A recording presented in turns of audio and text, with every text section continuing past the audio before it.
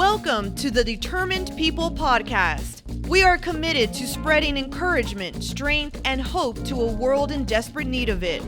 Everywhere you look in today's culture, you see stories of remarkable people experiencing remarkable success. Our show focuses on the backstories of everyday, relatable people who have achieved greatness in their lives. We focus on the story behind what we see in the world. Our hope is that you find yourself in these stories, that you say, if that person made it, so can I. And now, our host, John Harrell. Hello, everybody. We're back. I took a few months off from interviewing because I needed to kind of refresh and recharge. We've got a great lineup of guests, starting with today's. I met today's guest about a month and a half ago. We had coffee together in downtown Round Rock, Texas. And I walked away from that meeting thinking, this is one of the best men I've ever met in my life. And I'm not saying that just because he's here in studio with me and he carries a gun, but it's the truth. Our world needs more good men in it. There seems to be a shortage of them. I was going to use the word dearth, but I rarely use that word. There's a shortage of good men in this world. So this man is a great role model. You're going to get his story, you're going to get his testimony, and they're both very compelling and powerful, and I think you'll come away inspired.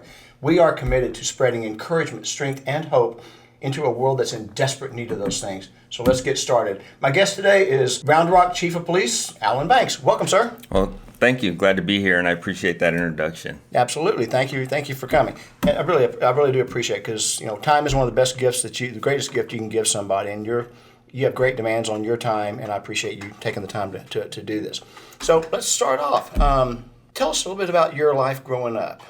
Absolutely. So I appreciate it. So I've been doing law enforcement now for 31 years, and really my calling started when I was in the third grade. Why it started in the third grade is it was God wanted me to. It just all worked out. So I can tell you, my mom had her first child when she was 16 years old and had me at 18 years old. We grew up in a very poor part of Albuquerque, New Mexico, and that was where we grew up. That's where God put us. The unfortunate part for us is my mom was married to or was dating her high school sweetheart, and then ended up marrying him. 6'6", 200 plus pounds, was an amazing basketball player. Probably could have went to any college in the world that he wanted to go to. Could have played basketball anywhere after that he wanted to. Talked to his brother, my uncle, just recently, and he said he was destined to be an NBA basketball player. The unfortunate part is the streets got the best of him. He allowed the streets to take over his life, and instead of focusing on his family, he focused on drugs and alcohol. He focused on womanizing. And then the unfortunate part is the abuse that occurred upon myself and my brother, and unfortunately my mom too at that time.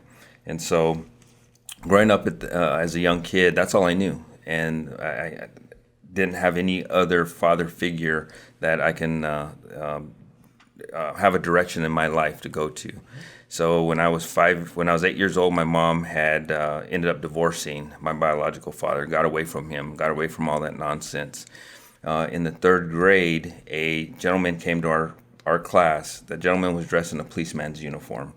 His daughter was a student in our class, and that police officer came in, and the first thing I noticed is how sharp his uniform was. I also love the fact that he gave us time. We got to ask him questions, and just his enthusiasm about what he did, it just sparked a flame in me, and I just knew that's what I needed to do. It was important that kids that went through what I went through at an early age needed somebody like that in their lives to say, you know what, somebody cares about you and somebody can take care of you, and you don't need that type of life. And so that's where God sparked that flame for me. That gentleman, his name was Officer Chacon, ended up dying in the line of duty shortly thereafter, that interaction that I had with him in that classroom. And again, that just really told me that's the profession I needed to go in. So I really lived my life through getting into the profession of law enforcement. Everything I did, I tried, geared toward going to law enforcement. I wasn't a perfect kid by any means. I had my mess ups. I'm disappointed then. My mom and my grandmother, they knew how to take care of us. They knew how to discipline us, but they kept us in church. My older brother and I, we stayed on the basketball court playing basketball. It was in our blood. We knew how to play basketball. the thing that was most concerning for us is, do we go down the same path our biological father went down? That's what society would tell you, right? Your parents, your father, whoever, if that's their life that they led, those children have to go that direction. I chose not to be that statistic. My brother chose not to be that statistic. And so we led our lives to defy the odds. And so in 1991, my journey to law enforcement began. I actually started the police academy in 1992, and from that point up until now, that's what I've been doing, is giving back to kids, taking care of kids, and letting kids know that there are people in society that care about them despite of what they might go through, what heartaches they go through, not having a father figure in their life, or having one that might be in prison or is not there for them. So that was my childhood growing up, is really getting to where I am sitting in front of you here today. When your mom and your biological father divorced, did you have contact with him, or did he move away? So they divorced when I was 8 years old. The next time I saw him, I was 13. I was just moved into my freshman year in high school. He actually came into town. He had moved to New Jersey after their divorce.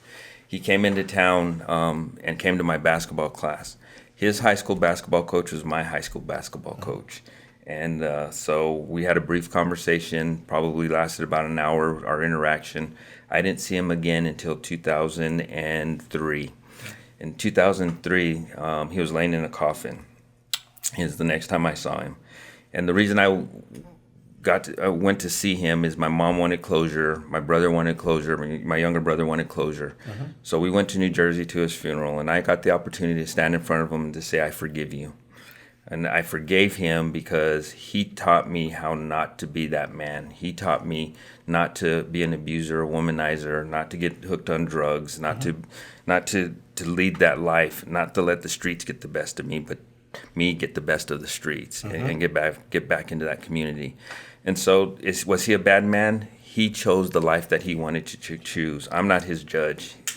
There's a higher power that's going to judge him, not me. I needed to forgive him for myself and to release that from me so I can go on and continue to do the work that I needed to do. When you were 13 and your dad came, you had that 1 hour conversation. I mean, how uncomfortable was that? It really wasn't uncomfortable for me. It was disappointing for me because this was a man that missed out on a great opportunity. He had three boys who were moving in a direction that was different than his. And I don't know if it was intimidation. I don't know if it was embarrassment. I don't know what it was. That the last thing he had told us was, I'll come back tonight and pick you up for dinner. We never saw him again until he was in his coffin. And again, it's his choices that he made. And because of those choices, he missed out on three wonderful boys. And I can tell you, my older brother, and we're 15 months apart, he went on to play professional basketball. He had tryouts for the NBA, and he ended up getting picked up by a team in New Zealand. He still currently lives in New Zealand. So he played about 15 years in New Zealand. Two beautiful kids. He's married, has his college degree, Division I college degree. Myself, I'm a police chief. I have my master's degree. I have three wonderful kids. I've been married for almost 30 years now, and retired from Albuquerque, New Mexico after 22 years of law enforcement there. 9 years here in the city of Round Rock. And then my younger brother, he has his degree. He played junior college basketball, and now he runs a nonprofit helping underprivileged kids in Albuquerque, New Mexico.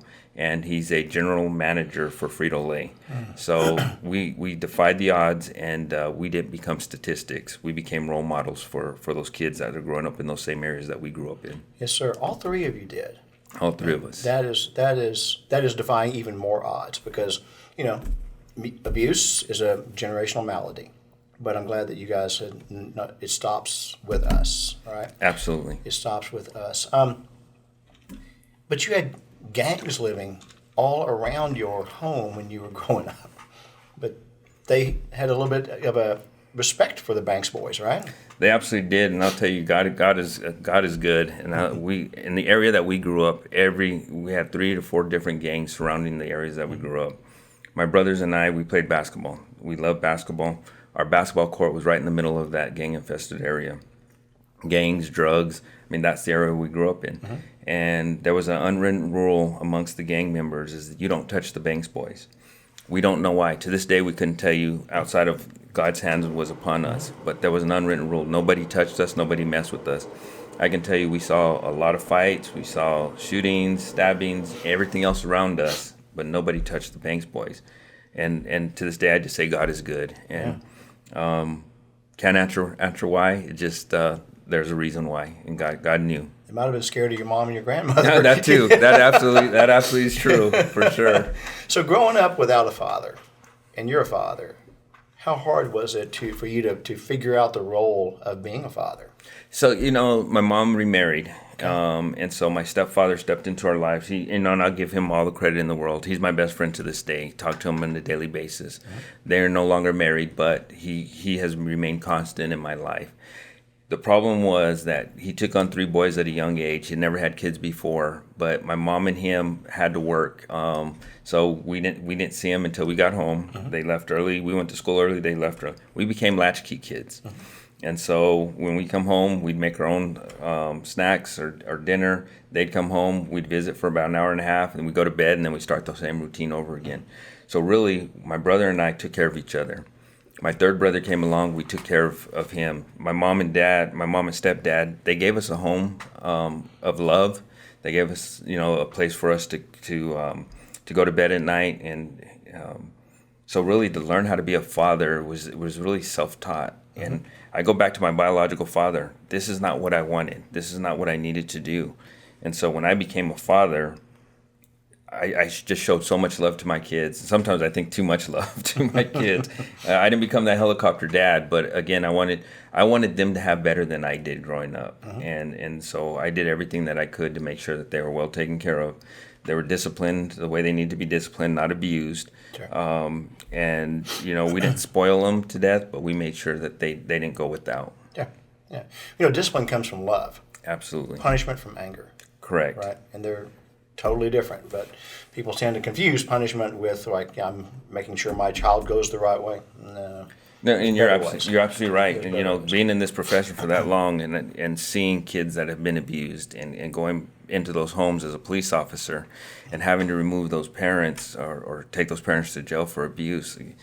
Worst thing in the world, because you got the helpless kids, those kids that some of them don't have a voice and can't talk. And they're traumatized. That was my job to do. I wouldn't say job, my calling. My calling was to go in there and to make that difference and to help those that needed help. Mm-hmm. You dropped out of college to be a police officer. I did. How scared were you to tell your mom that? Here's the thing with that. It was a tough choice. It was. I had a full academic scholarship to the University of New Mexico. Mm-hmm. And then, in fact, I had 7 scholarships to the University of New Mexico. And my third year in, my opportunity to become a police officer, just the door opened up. It was a perfect opportunity for me. Mm-hmm. I didn't want to miss that opportunity because they had put a hiring freeze the year before. They lifted the hiring freeze, and I just said, God, this is my chance. And everything was just in line for that. So I had to go tell my mom and my grandmother, the two that raised us. And I remember sitting there and saying, Lord, what do I do? How do I break the news to them that I'm dropping out of college? And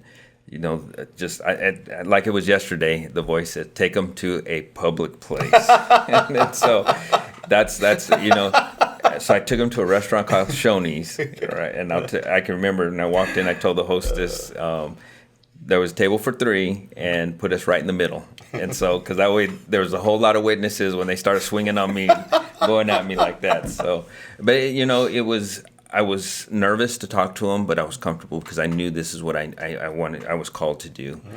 And so sitting at that table across from my mom and my grandmother and telling them, I'm dropping out of college to join the police department.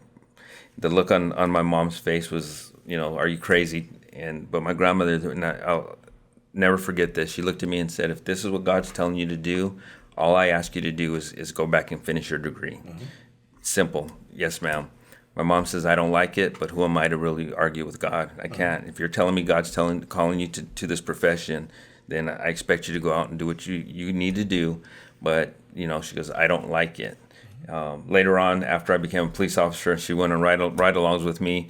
I couldn't stop her from going right along. I had to tell her, Mom, you can't go tonight anymore. So, but God had a plan, and it was scary. It was not the easiest thing to do, but yeah, I knew that's what I needed to do, and God gave me the words and the courage. And Shoney's, crowded Definitely Shoney's. in Shoney's, there's a lot of people for sure. Well, what wonderful women.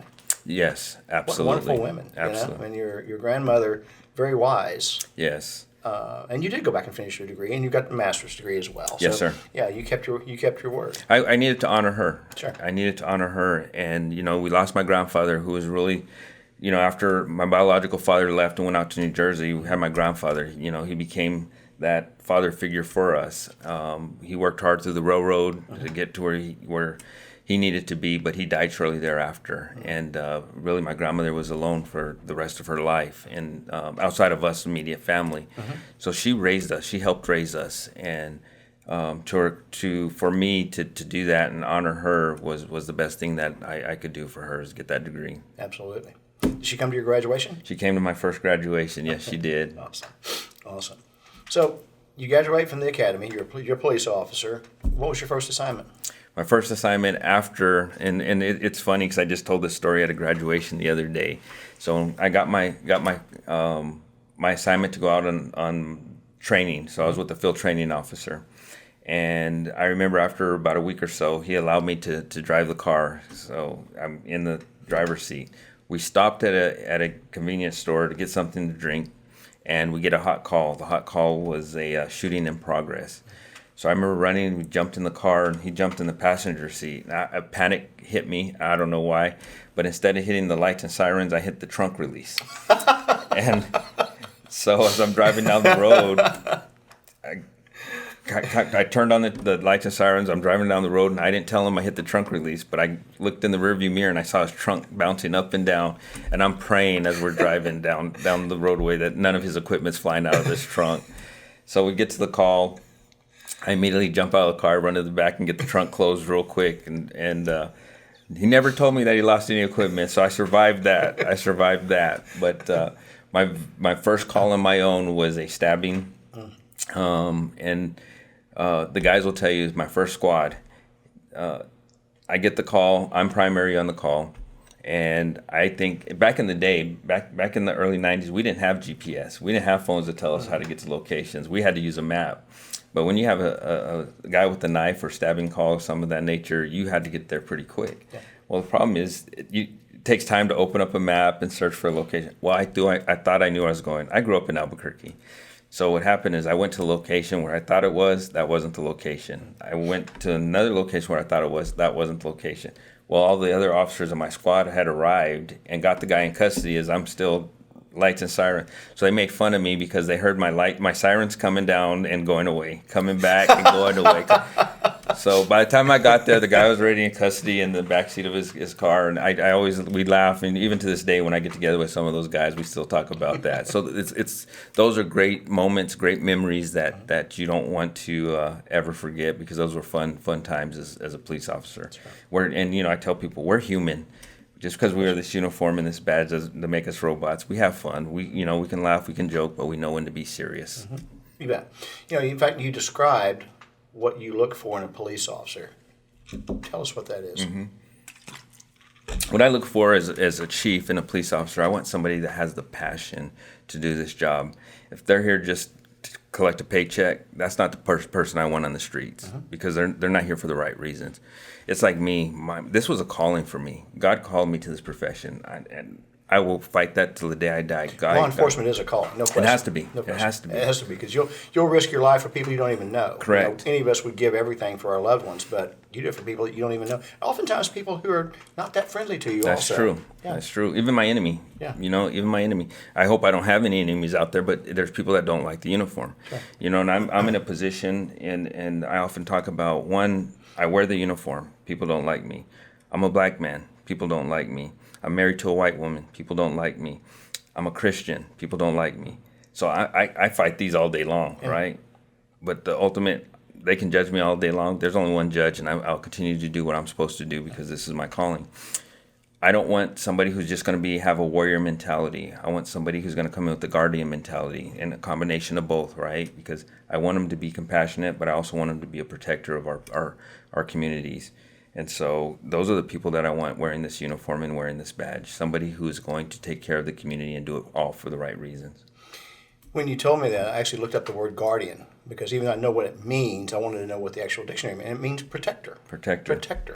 And obviously you're doing something right, because just on June 20th, Fortune magazine came out with its top 20 communities to live in, and Round Rock, Texas was number 12 on the list, the only city in Texas to make that list. And Round Rock is always in the conversation of safest place to live. Right. You and I met downtown Round Rock for coffee, and as I was walking down the street, I just had this sense of peace downtown. It was quiet, and I felt safe.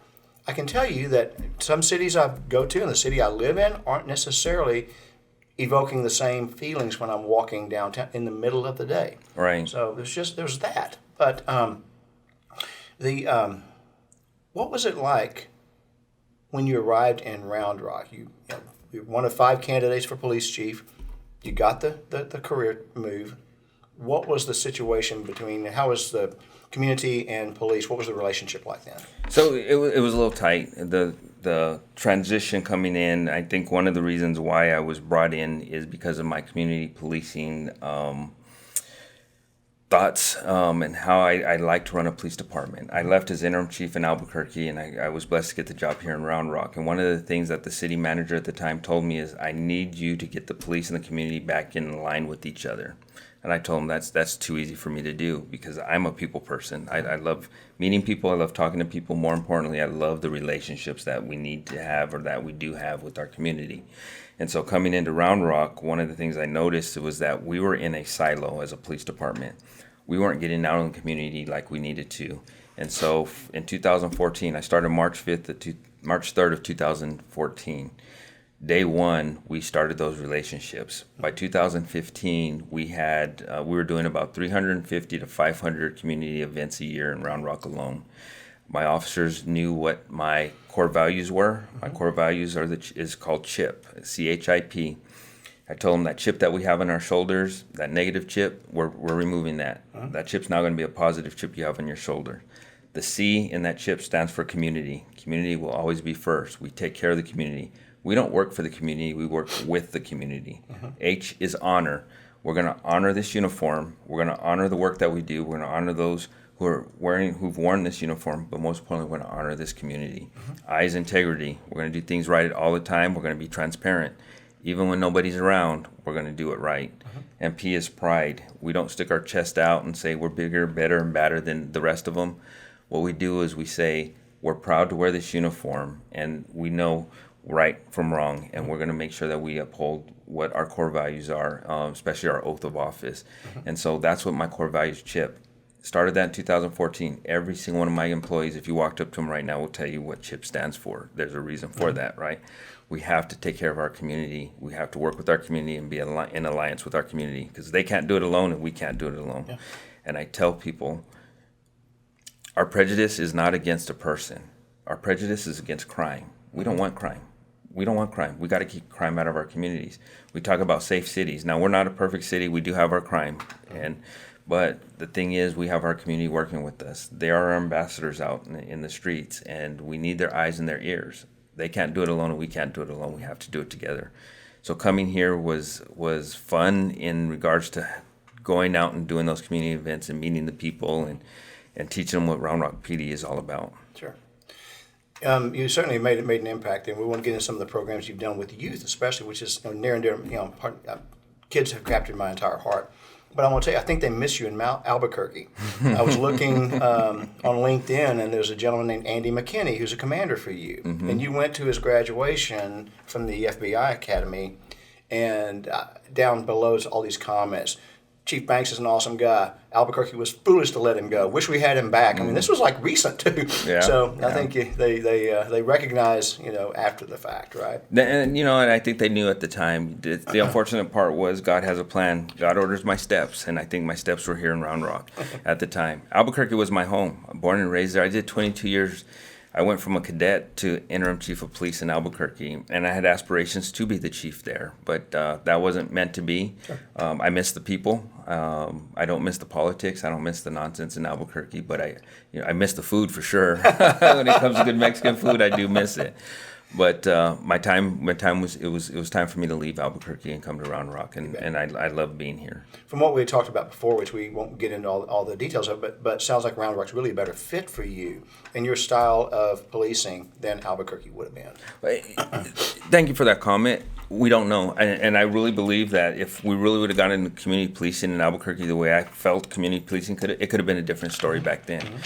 But at that time when I was leaving, the Department of Justice was looking at Albuquerque, possibly looking to do a consent decree for a pattern of practice for excessive force. Mm-hmm. And I was working well with the DOJ. I stepped into it. I wasn't the chief at that time. I stepped into that to help out and maybe make a difference. And it just wasn't it wasn't for me to be there. It was for me to be in Round Rock. And so we just don't know. Again, my aspirations was to be the chief in Albuquerque, but I am so thrilled, thankful, and honored and blessed, mm-hmm. more importantly, to be here in Round Rock.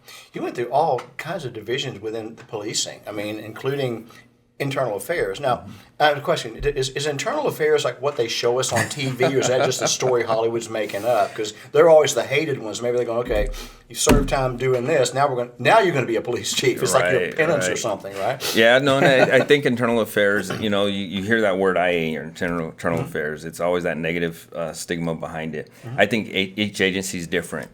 Albuquerque is run differently than Round Rock in regards to internal affairs. Mm-hmm. What I did when I got here is I actually changed the name from internal affairs to professional standards. What I wanted our officers to do is, I don't want them to hear IA, okay, we're in trouble.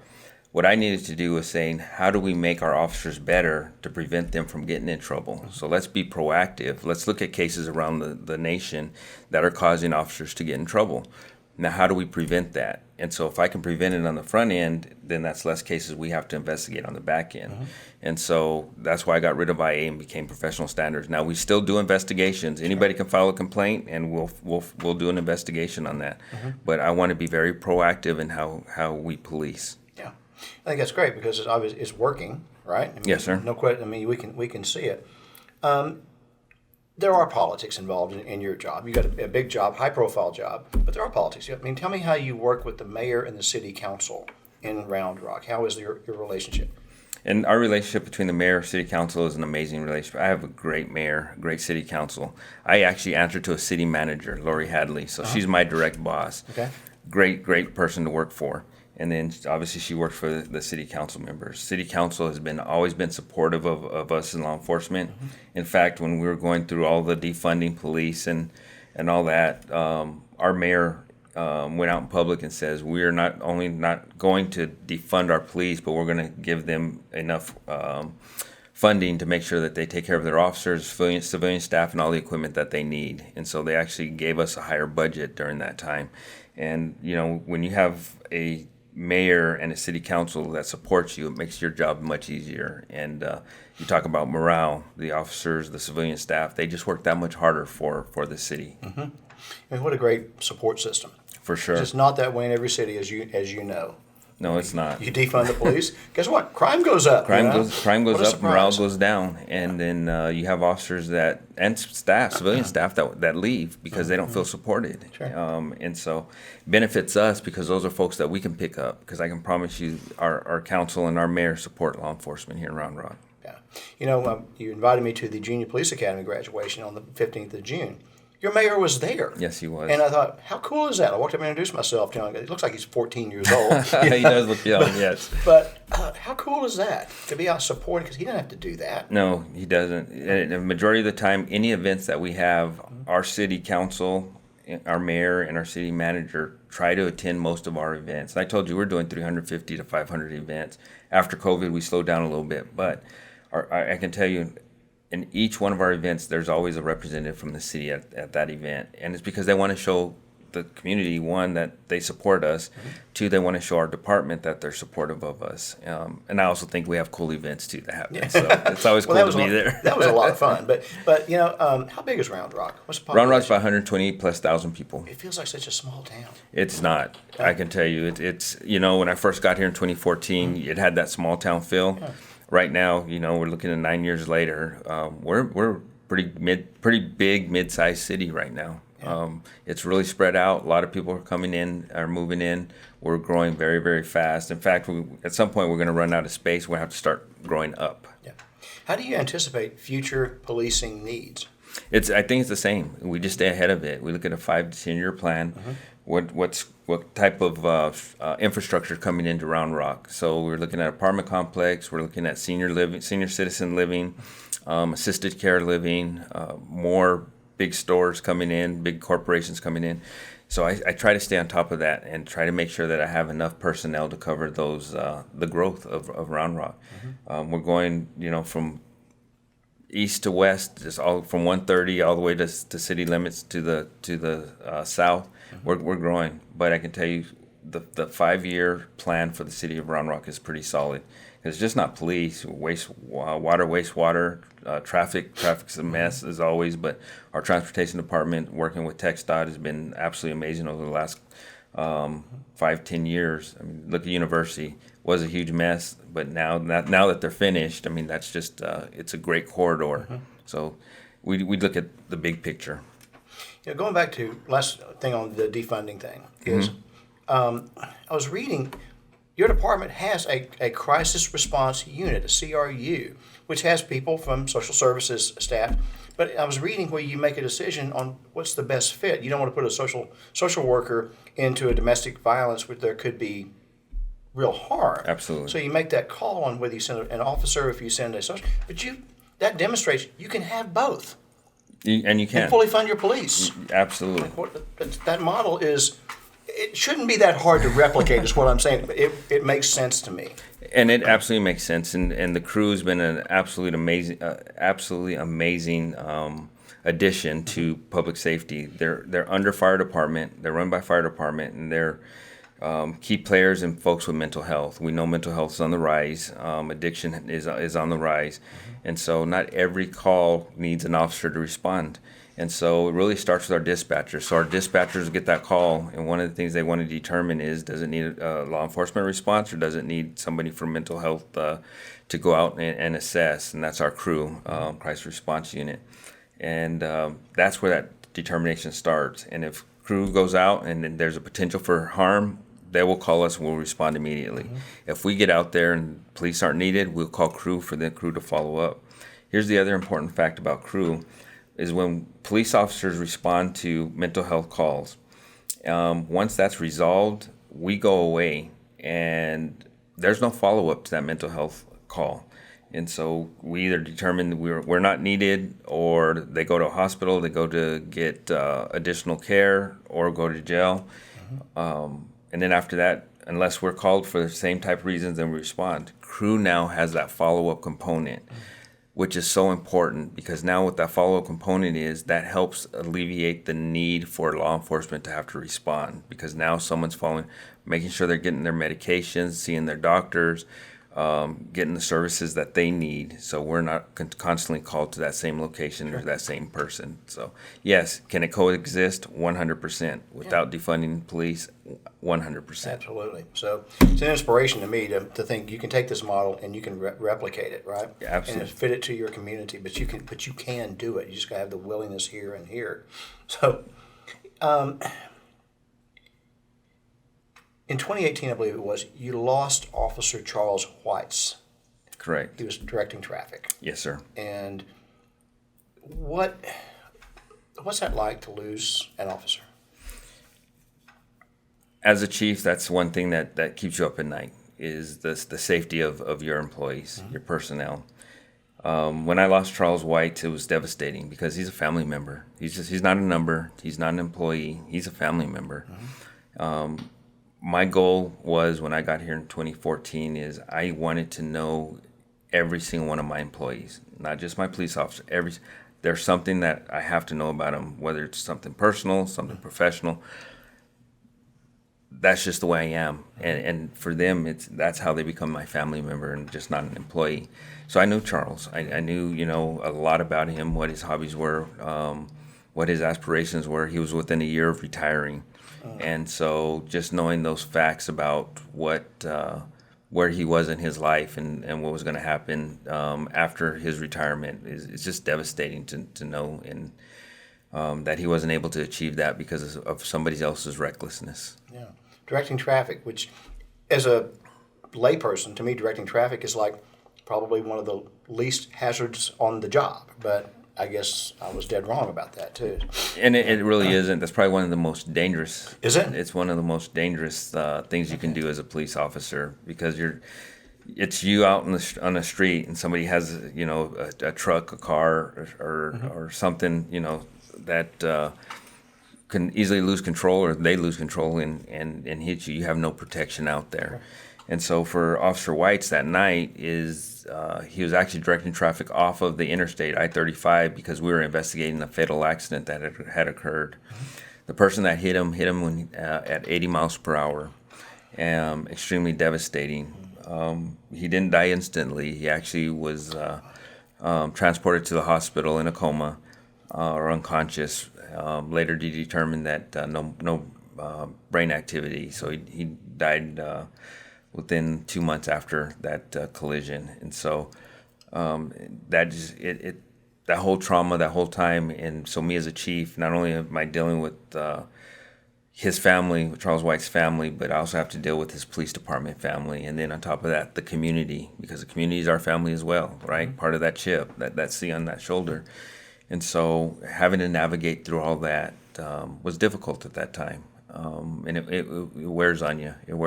I wouldn't wish the loss of an officer to any chief in any department. Sure.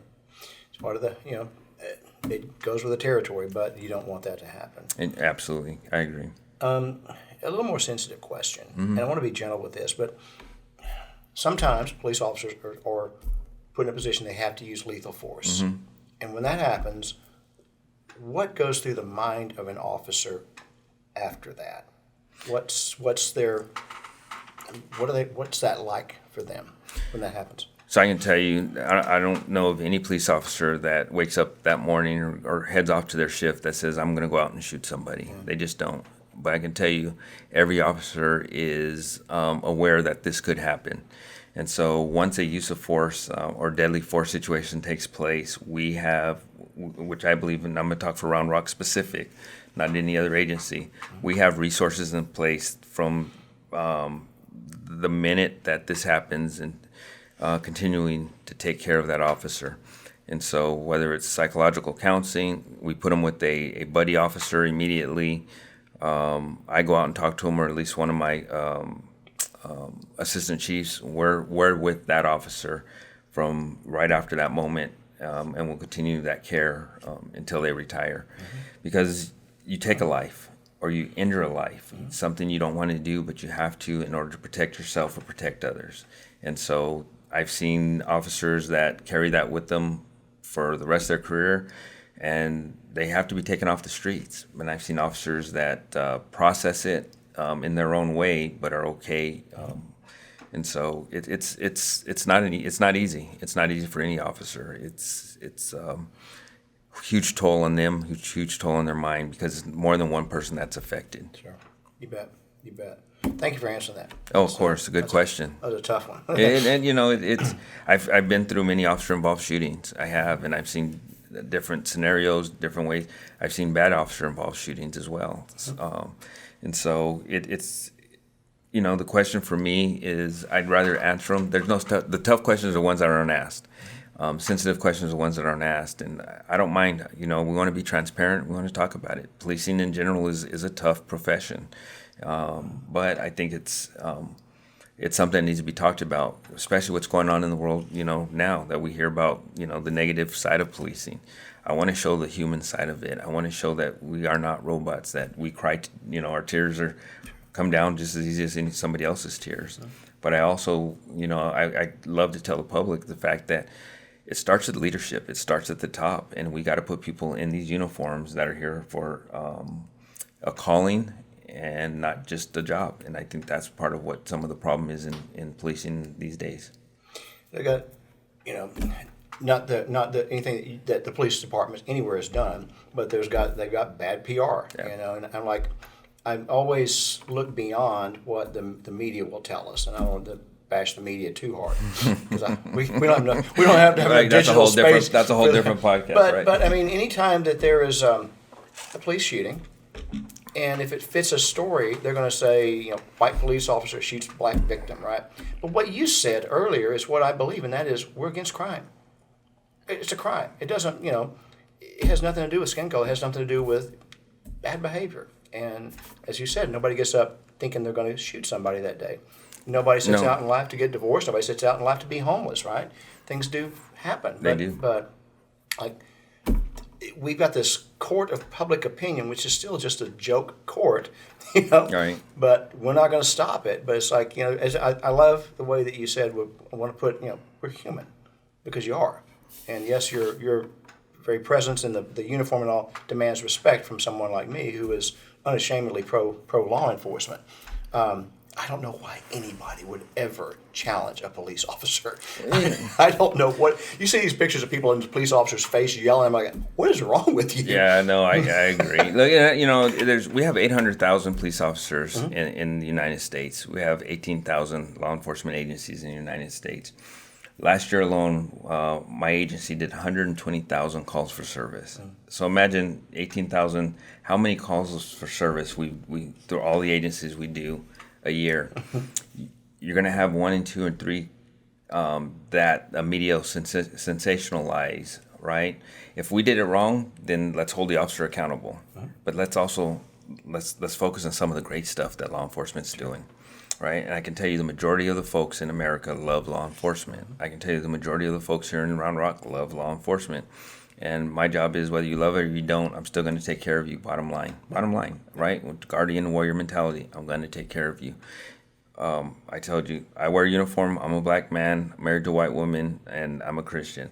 I got all these arrows coming at me, but I love people and I'll continue to take care of them. Absolutely. It's that simple for me. You guys are doing a lot of great things. Let's talk about some of the things that you're doing in Round Rock for kids. Yes, sir.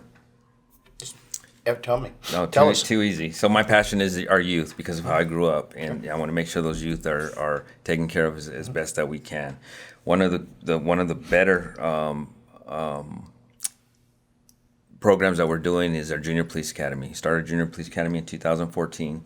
We're now in our 9th year of doing that, and so we take kids from the ages of 8 to 14. We put them through a week-long course, and 6 weeks out of the summer. They get to hang with the police officers. They get to go on field trips. They get to see all the specialized units within our department. We'll allow them to rappel. We help them rappel to get over their fears of heights. They get to do a officer down rescue with our SWAT team. So they get to see what it is to be around a police officer for that entire week. And I'll tell you, we'll open that process up in early spring for applications, and within 30 minutes, all the applications for the 6 weeks are filled up. It's a very popular program. In fact, so popular, other agencies are now copying what we're doing, and they're doing it around Central Texas. So we love it. It's a great program for kids. We also, prior to COVID, we had what we call back to school celebration. Our back to school celebration gave kids the opportunity to come in and get hearing, vision tests, physicals. We gave them backpacks, school supplies. We're partnering with Partners in Education, Round Rock ISD. In 2019, right before COVID, we had 13,000 people that came through our doors. It was absolutely amazing, and it was so great to see. We had people lining up at 5 o'clock in the morning, and we weren't opening doors until about 8 or 9 o'clock in the morning. Unfortunately, COVID hit, and so we had to refocus on how we were going to do that. Plus, we also realized that schools are no longer going to pens and pencils and paper anymore. They're now going to electronics, so they're using laptops and computers now. So the old school supplies and so on are now becoming obsolete. So now what we went to is what we call Step Into Success. Step Into Success is a program now that we've identified our first year, which was last year, 200 kids that we felt that deserved a new pair of shoes. And so we had sponsors that came in and purchased or gave us brand new pairs of shoes. And then we gave those shoes to those 200 kids. And we had Kalahari, the Round Rock Express, and then other businesses that also donated. Kalahari gave free water park passes to those families, not just the kids, to the families. Round Rock Express gave baseball tickets. These are kids that will never have that opportunity, or at least while they're kids, to go to any one of those places. They can't afford it. And so by giving them that chance tells them we care, right? And now you start the school year off with a fresh pair of shoes, brand new shoes, instead of the torn, raggedy shoes or the hand-me-downs. Helps build their self-esteem. And if I can help build their self-esteem, they're going to be successful. And that's where it comes, step into success comes from. So that was actually birthed from one of my assistant chiefs, Willie Richards. I challenged him. I said, we need a new program, come up with a program. And he came to me with this. And I said, absolutely, let's do it. And so this year we're looking to put shoes on 400 kids, and these kids we're going to follow throughout their entire school year, from kindergarten to 12th grade, and every year we want to be able to be in their lives and give them brand new pairs of shoes. That's fantastic, because you just help that family also. We do, and so now mom and dad, or mom or just dad, we got single parent homes. Now they can use that money to pay bills or pay for something else that they otherwise wouldn't have been able to pay for. So shoes aren't cheap anymore, right? No. Food's not cheap. Food definitely is not cheap. And so when Assistant Chief Richards and I were talking about this program, we both go back to our childhood. I got my shoes. My mom would take us. We'd buy shoes out of a grocery store. Who buys shoes out of a grocery store? That's all we could afford at that time. And so again, we go back to our childhood. We don't want kids to go through the same thing that we did. Now, we're not going to solve everybody's problem, but we're going to give them that fighting chance. And again, we don't want them to be a statistic. We want them to be the change. That's just awesome. That is awesome. And I said to you after the Junior Police Academy graduation, because those kids were on fire. Yes, they were. And that little drill instructor, yes. I was standing at the back when she said sit, I was looking for a chair. I'm the same way, and I've been through that so many times.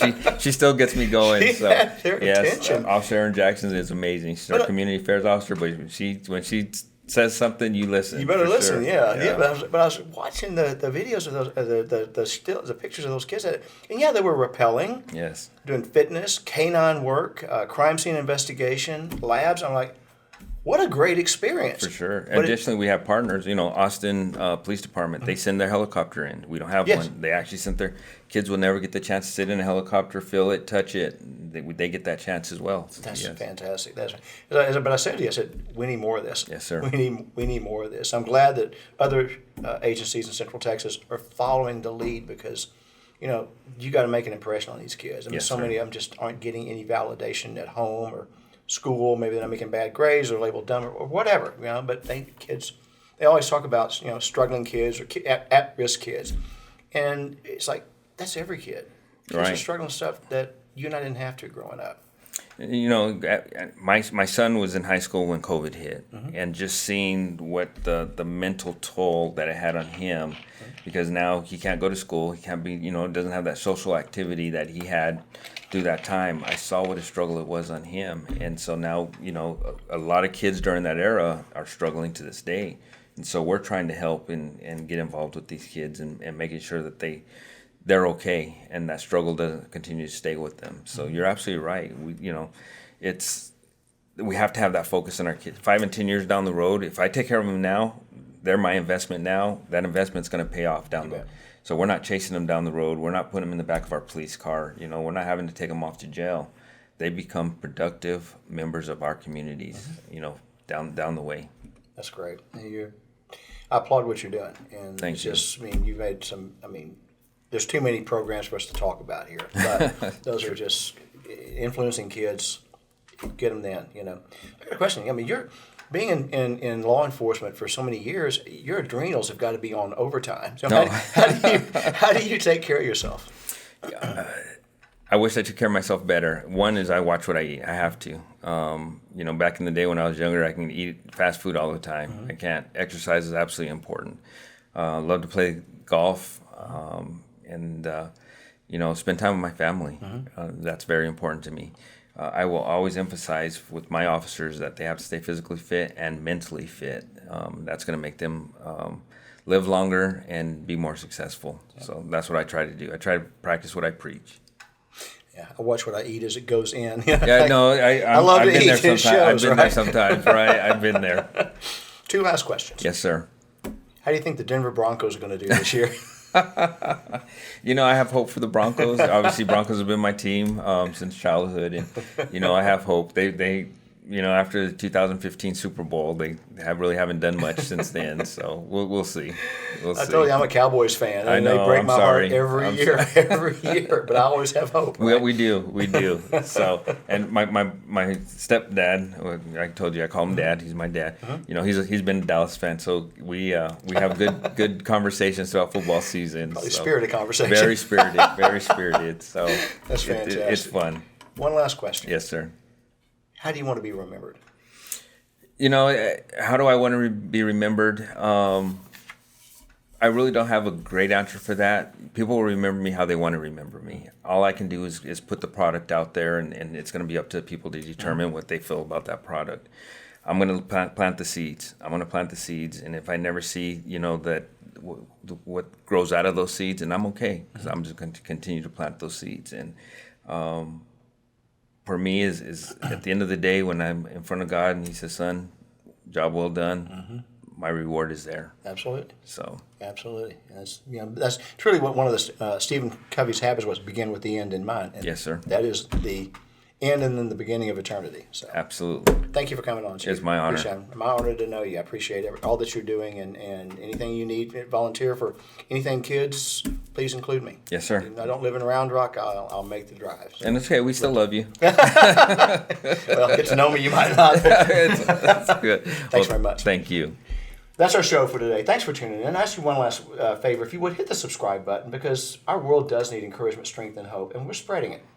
I do the daily podcast on Apple, on iTunes, on Spotify, on Google. Wherever there is an audio podcast, start your morning with the 1 minute Determined People podcast and get a message of inspiration. That's what I'm committed to doing. So thank you for being here, and thank you for being part of the Determined People podcast. Until next time, everyone, be well.